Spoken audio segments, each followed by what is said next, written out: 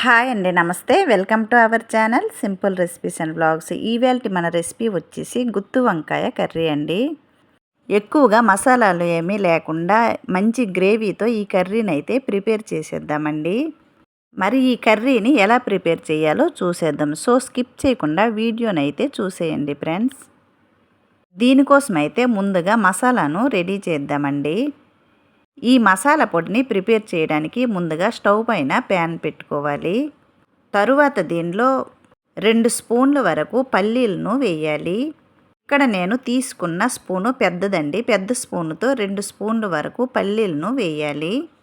ఈ పల్లీలు కొద్దిగా వేగిన తరువాత ఏ స్పూన్తో అయితే పల్లీలు తీసుకున్నామో అదే స్పూన్తో 1 స్పూను వరకు ధనియాలను వేయాలి. అలాగే అదే స్పూన్తో 1 స్పూన్ వరకు జీలకర్రను వేయాలి.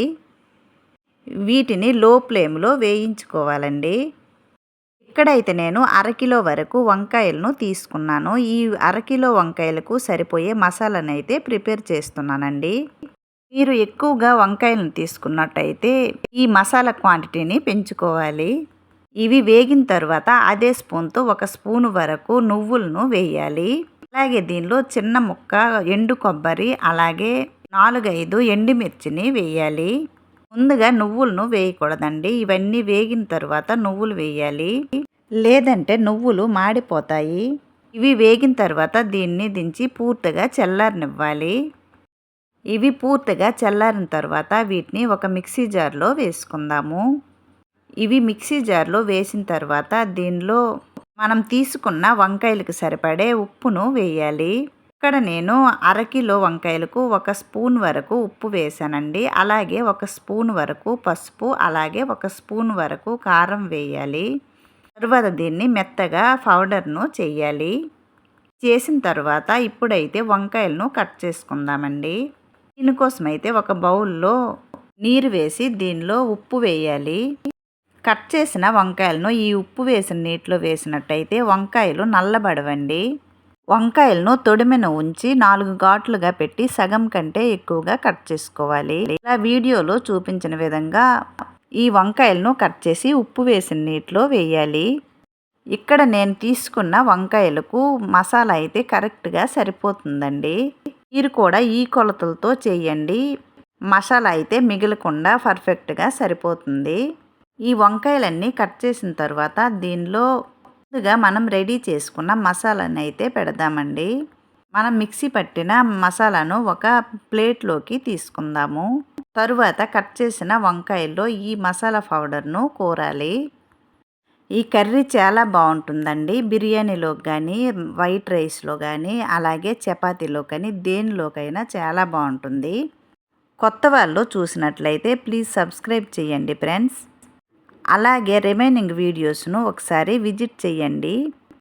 చూడండి, ఇలా వీడియోలో చూపించిన విధంగా వంకాయల్లో ఈ మసాలా అంతా కూరిన తరువాత ఇంకా మనకి కొద్దిగా మసాలా పొడి అయితే మిగిలిందండి.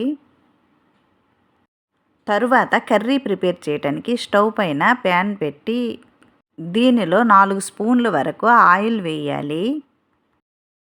ఆయిల్ హీట్ అయిన తర్వాత దీనిలో చిన్న చిన్న ముక్కలుగా కట్ చేసుకున్న ఉల్లిపాయలను వేయాలి. ఇక్కడ నేను 2 మీడియం సైజు ఉల్లిపాయలను తీసుకున్నానండి. ఈ ఉల్లిపాయలను కలర్ మారేంత వరకు ఫ్రై చేసుకోవాలి. తరువాత దీనిలో కొద్దిగా కరివేపాకును వేసి ఈ ఉల్లిపాయలను వేయించుకోవాలి.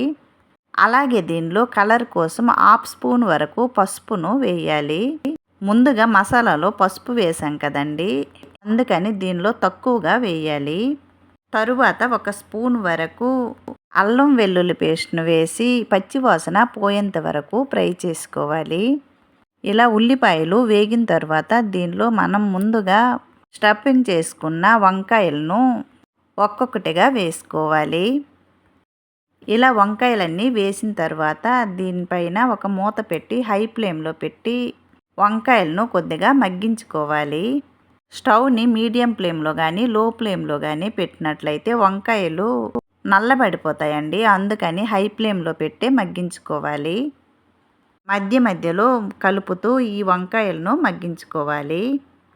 వంకాయలు కొద్దిగా మగ్గిన తరువాత మసాలా పొడి మనకి మిగిలింది కదండి, ఈ మిగిలిన మసాలా అంతటిని దీనిలో వేయాలి.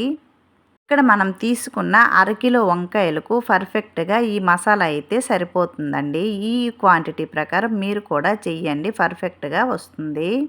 తరువాత దీనిలో కొద్దిగా చింతపండును ముందుగానే నానబెట్టుకున్నానండి.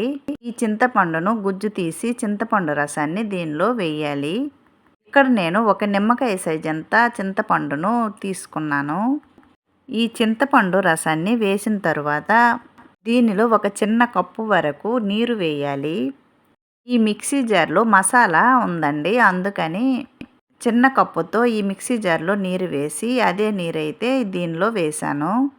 ఇలా నీరు వేసిన తర్వాత ఈ వంకాయలను ఒకసారి కలిపి మూత పెట్టి ఈ వంకాయలను ఉడికించుకోవాలి.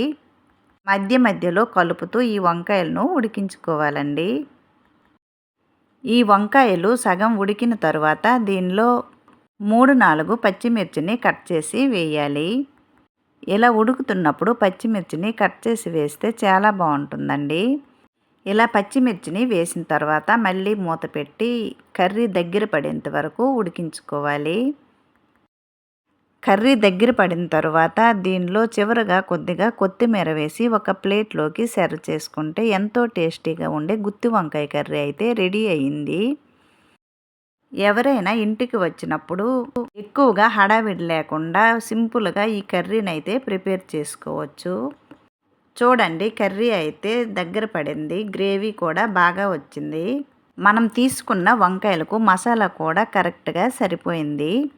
వంకాయ కూడా మెత్తగా ఉడికిందండి. ఈ కర్రీ అయితే చాలా అంటే చాలా బాగా వచ్చింది. ఒకసారి మీరు కూడా తప్పకుండా ట్రై చేయండి. చపాతీలోకి, బిర్యానీలోకి, వైట్ రైస్లోకి దేనికైనా చాలా బాగుంటుందండి. తప్పకుండా ట్రై చేసి చూడండి. అలాగే ఈ రెసిపీ నచ్చినట్లయితే లైక్ చేయండి, షేర్ చేయండి. ప్లీజ్ ఈ ఛానల్ని సబ్స్క్రైబ్ చేసి సపోర్ట్ చేయండి. మరో మంచి రెసిపీతో మళ్ళీ కలుద్దామండి. Bye friends.